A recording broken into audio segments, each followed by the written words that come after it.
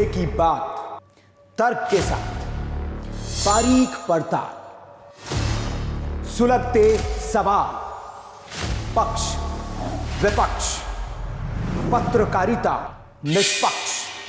सबसे बड़ा सवाल देश का है। सवाल देश का है। सुनील राउत के साथ वीके न्यूज, राष्ट्र के नाम। नमस्कार, मैं हूं आपके साथ कनुप्रिया सत्तन और आप देख रहे हैं वीके न्यूज। आइए नजर डालते हैं आज की कुछ खास खबरों पर। गोंडा जिले में मौसम के बदलने के साथ मलेरिया, चिकनगुनिया, वायरल बुखार और डेंगू मरीजों की संख्या बढ़ गई है, जिसमें जिला अस्पताल में मरीजों की संख्या में लगातार इजाफा हो रहा है। जिले में डेंगू के मरीजों की गिनती बढ़कर 141 हो गई है, जो कि दिनों दिन बढ़ती जा रही है। स्वास्थ्य विभाग की ओर से लगातार बढ़ते मरीजों के लिए जरूरी कदम उठाए जा रहे हैं। इसके साथ ही जिला अस्पताल में 2 जगहों पर डेंगू वार्ड भी बनाए गए हैं और प्रशासन की तरफ से सतर्कता बरतते हुए शहर से लेकर ग्रामीण इलाकों में एंटी लार्वा और फॉगिंग कराई जा रही है। देखिए, संचारी रोग और डेंगू के प्रबंधन में उसकी रोकथाम को लेकर के बहुत ही सक्रियता सभी डिपार्टमेंट्स को इंडिकेट की गई है और सक्रिय भूमिका में लोग कार्य भी कर रहे हैं। कुछ जगहों पर फॉगिंग के जो निर्देश थे उनका समुचित अनुपालन नहीं हो पा रहा था, तो उसको भी हम लोगों ने स्ट्रिक्ट कंप्लायंस कराई है और अब लगातार नगर पंचायतों में, नगर पालिकाओं में, गाँव के सुदूर क्षेत्रों में भी फॉगिंग, एंटी लार्वा छिड़काव, इनके एक्टिविटीज़ जो हैं वो इंटेंसिफाई की गई हैं। साथ साथ में क्योंकि ये एक ट्रेंड जो है वो जब वर्षा ऋतु से शरदीय ऋतु की तरफ जाते हैं तो इस तरफ बहुत वृद्धि दिखती है, तो जैसे जन जागरूकता के कार्यक्रम भी इंश्योर किए जा रहे हैं कि मच्छरदानी का उपयोग किया जाए और लोग जो हैं जो बचाव कार्यों में जो चीज़ें होती हैं प्रिवेंटिव एक्टिविटीज़, उसमें भी हमारी आशा ANM के माध्यम से इसको प्रसारित किया जा रहा है।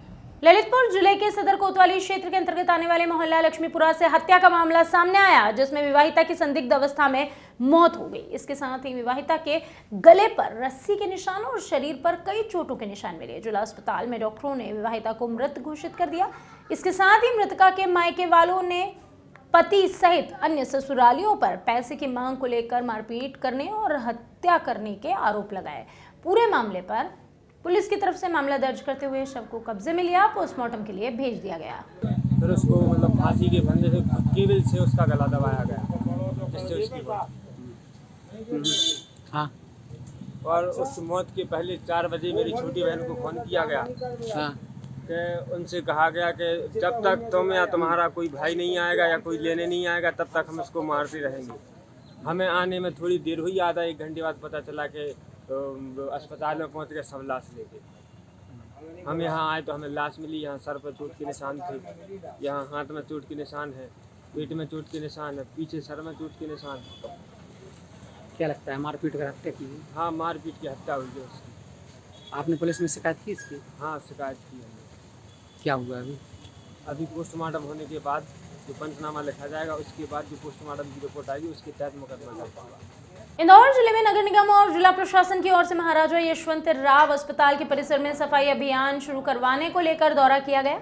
इस दौरे में इंदौर संभाग आयुक्त माल सिंह भैडिया, कलेक्टर इलैया राजा टी, निगम के अपर आयुक्त अभिषेक जैन मौजूद रहे। इस बीच अस्पताल के परिसर की सफाई और जर्जर क्वार्टरों की मरम्मत के लिए भी अधिकारियों को कई तरह के ज़रूरी निर्देश दिए गए। आपको बता दें कि इन क्वार्टरों के मरम्मत करने के जो निर्देश हैं वो भी अधिकारियों को दिए गए। इसके साथ ही पत्रकारों से बात करते हुए बताया गया है कि अगर क्वार्टरों में कोई अवैध रूप से रहता हुआ मिला तो उस पर ज़रूरी कार्यवाही की जाएगी। कलेक्टर साहब से बात की थी कि सभी हमें पूरा कैंपस की साफ़ सफाई करानी है, तो कलेक्टर साहब ने नगर निगम से जैन साहब आए हुए हैं और उनके साथ पूरी टीम आई हुई है, तो उन्होंने पूरा दौरा किया कैंपस का। और चूँकि जहाँ जहाँ झाड़ जंगाड़ है, जहाँ कचरा है, उसको पूरा हटा के उसकी साफ़ सफाई करवाना है और साफ़ सफाई करा के उसका सही उपयोग जैसे पार्किंग वगैरह के लिए उसके लिए उस हिसाब से उसको किया जाना है।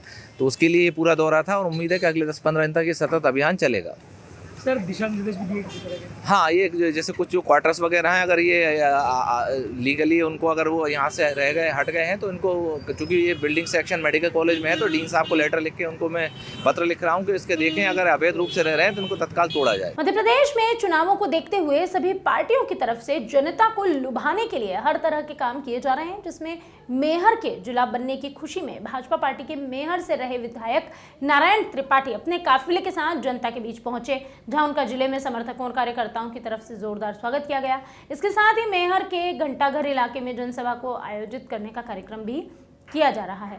आपको बता दें कि मेहर विधायक भारतीय जनता पार्टी छोड़कर कांग्रेस में शामिल होना चाहते थे, हालांकि ऐसा हो नहीं सका क्योंकि कांग्रेस और विधायक के बीच में जो बात है वो नहीं बनी, जिसके चलते विधायक खाली हाथ मेहर लौटे हैं। धार जिले के कुक्षी थाना क्षेत्र से बीती रात मुखबिर की सूचना के आधार पर पुलिस की तरफ से अवैध शराब गिरोह बड़ी कार्रवाई की गई, जिसमें पुलिस अधीक्षक मनोज कुमार सिंह के निर्देश में आगामी चुनाव और आचार संहिता के मद्देनजर चुनाव में मिली, जिसके बाद पुलिस ने अवैध शराब पर बड़ी कार्यवाही की। आपको बता दें कि पुलिस की तरफ से नाकाबंदी करते हुए कार को रोकने की भी कोशिश की गई, तो शराब से भरे वाहन ने आरोपियों से, जो आरोपी हैं उन्होंने भागने की कोशिश की। उसी दौरान पुलिस और आरोपियों की मुठभेड़ हो गई, जिसके बाद बदमाश अंधेरे का फायदा उठाकर भाग निकले।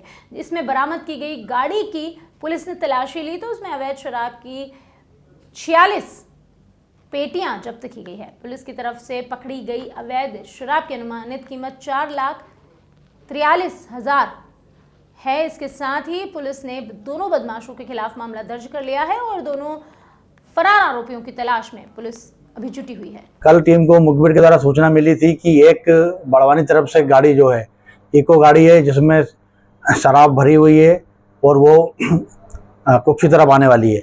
उस पर से जो टीम है उसको 3 भागों में बांटा गया था। एक टीम को एसआई नीलेश मालवी लीड कर रहे थे, दूसरी टीम को मैं और साथ में एसडीओपी साहब थे।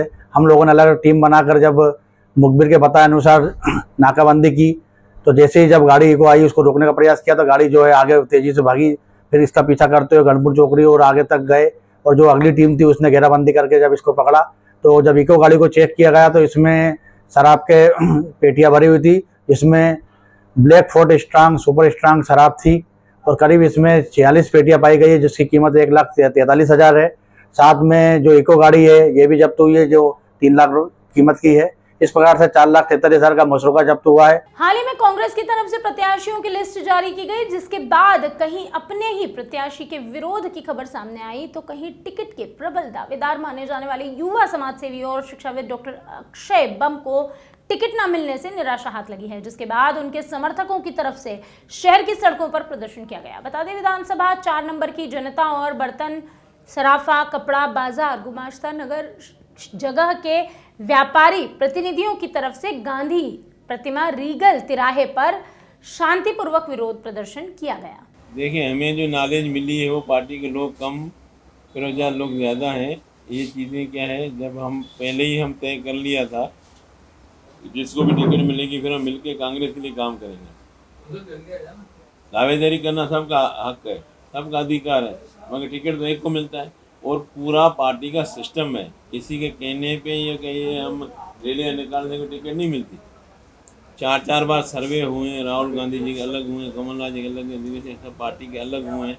उसके बाद स्क्रीनिंग कमेटी की मीटिंगें हुई हैं, तो ये पूरा सिस्टम होता है, पूरे सर्वे होते हैं, उसके साथ बात टिकट मिलती है और टिकट तो एक को मिलेगी। ऐसे हम छोटी छोटी बातों में कहीं कहीं पे 10 जने भी दावा करते हैं, तो 9 जने मिलके क्या वो विरोध प्रदर्शन करें पार्टी के लिए। अगर हम कांग्रेस के थे और कांग्रेस के लिए टिकट मांग रहे हैं तो कांग्रेस के अनुशासन का भी ध्यान रखना पड़ेगा ना, तो ये चीज़ें सही नहीं है।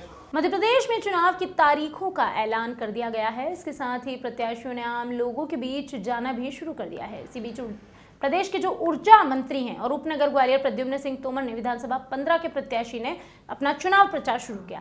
इस प्रचार के दौरान तोमर 9 वार्ड पहुंचे, प्रजापति मोहल्ले में पहुंचे, जहां उन्होंने त्रिवेणी बाथम नामक महिला के घर भिंडी की सब्जी और रोटी खाई और उनसे चुनाव के लिए 1 रुपए दान में भी लिए। इसके साथ ही प्रद्युम्न सिंह तोमर ने कहा कि जनता से 1-1 रुपया एकत्रित करके चुनाव लड़ेंगे।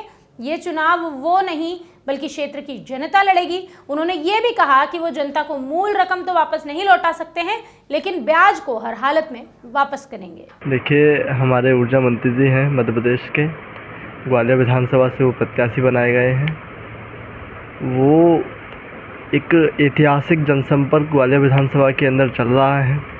वो वैसे तो जनसंपर्क उनका प्रतिदिन चलता है। वो सुबह 8 बजे से निकल के रात्रि 12 बजे तक अपनी जनता के बीच में ही रहते हैं, लेकिन चुनावी समय है तो जनता से आशीर्वाद लेने के लिए निकले हैं। आज वार्ड क्रमांक 1 में यही अपना बोहड़ापुर रामाजी के पुरा पर वो जनसंपर्क कर रहे हैं।